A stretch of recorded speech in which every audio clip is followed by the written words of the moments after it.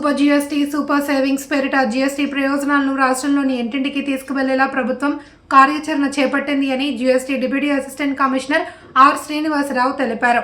ఈ మేరకు Visakha hotel merchants association Gajuwaka zone ఆధ్వర్యంలో మీనా పారడైజ్ కాన్ఫరెన్స్ హాల్లో అవగాహన సదస్సు నిర్వహించారు. జోన్ కన్వీనర్ వికే రాజు అధ్యక్షతన జరిగిన కార్యక్రమంలో శ్రీనివాసరావు మాట్లాడుతూ ఆతిథ్య రంగంలో అభివృద్ధి సూపర్ జీఎస్టీ విధానం ఎంతగానో తోడ్పడుతుంది అని చెప్పారు. జీఎస్టీ తగ్గింపు వల్ల పర్యాటక రంగం అభివృద్ధి చెంది తద్వారా హోటళ్లకు ఆదరణ మరింత పెరుగుతుంది అని అన్నారు. సామాన్యులకు మెరుగైన ఫలాలు అందించాలి అనే ఉద్దేశంతో కేంద్ర ప్రభుత్వం ఈ నిర్ణయం తీసుకున్నట్లు తెలిపారు. దీనిపై ప్రజల్లో విస్తృత ప్రచారం చేసేందుకు గాను చర్యలు చేపట్టామని అన్నారు. కార్యక్రమంలో జీఎస్టీ అధికారులు ఎం శేషు కుమారి, శైలజ, అసోసియేషన్ సభ్యులు నాయుడు, హరీష్, మోహన్ తదితరులు పాల్గొన్నారు. ప్రభుత్వం నిర్వహిస్తున్న సూపర్ జీఎస్టీ, సూపర్ సేవింగ్స్ కార్యక్రమంలో భాగంగా ఈరోజు టూరిజం అండ్ హాస్పిటాలిటీ మీద ప్రజలకు అవేర్నెస్ కల్పించాలని కార్యక్రమాలు చేయమన్నారు. అందులో భాగంగా ఈరోజు గాజువాక కాన్స్టిట్యున్సీలో క్యాంపెయిన్ నిర్వహించడం జరిగింది. మీనా ప్యారడైజ్ హోటల్ అధినేత వారి ఆధ్వర్యంలో ఈ సమావేశం నిర్వహించడం జరిగింది.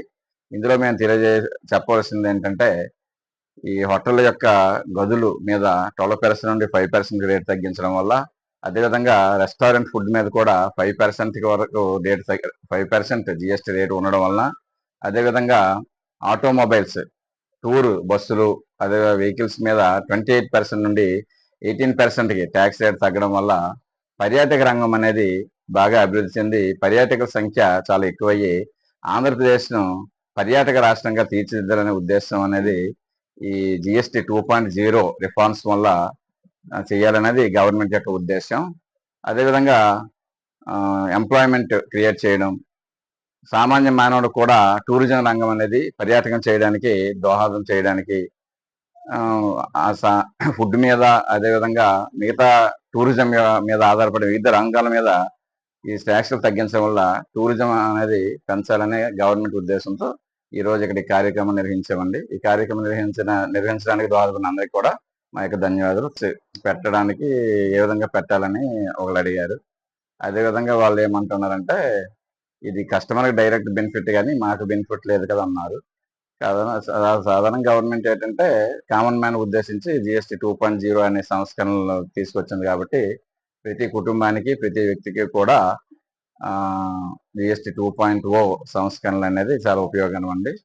అది కూడాను నెక్స్ట్ మన ఇప్పుడు హోటల్ అవని లేకపోతే ఏ మర్చెంట్ అయినా కూడా ఎవరైతే కస్టమర్ తీసుకొస్తారో కస్టమర్ పే చేసిన ట్యాక్సే కడతారు కాబట్టి అల్టిమేట్ గా వీళ్ళకైతే నష్టం ఉండదు. 12% కస్టమర్ ఇస్తే 12% కడతారు, 5% ఇస్తే 5% కడతారు. సో వీళ్ళకి నష్టం అనేది ఉండదు. బట్ ఏంటంటే రేటు తగ్గడం వల్ల టూరిస్ట్ సంఖ్య చాలా ఎక్కువ పెరుగుతుంది కాబట్టి వీళ్ళ బిజినెస్ కూడా బాగా పెరగడానికి దోహదపడుతుంది అనమాట. అదేవిధంగా ఇప్పుడు ఫుడ్ అవ్వచ్చు, ట్రాన్స్పోర్ట్ అవ్వచ్చు, ఇవన్నీ కూడా వ్యాపారం అనేది బాగా పెరిగి విశాఖపట్నం అవ్వచ్చు, లేకపోతే మన ఏపీలో ఉన్న టూరిజం ప్లేస్ అన్ని కూడా టూరిస్ట్ కేంద్రాలుగా అభివృద్ధి అయ్యి ఏపీ కూడా పెద్ద పర్యాటక కేంద్రానికి అభివృద్ధి చెందుతుందని మా అందరం కూడా దోహదపడతాయండి.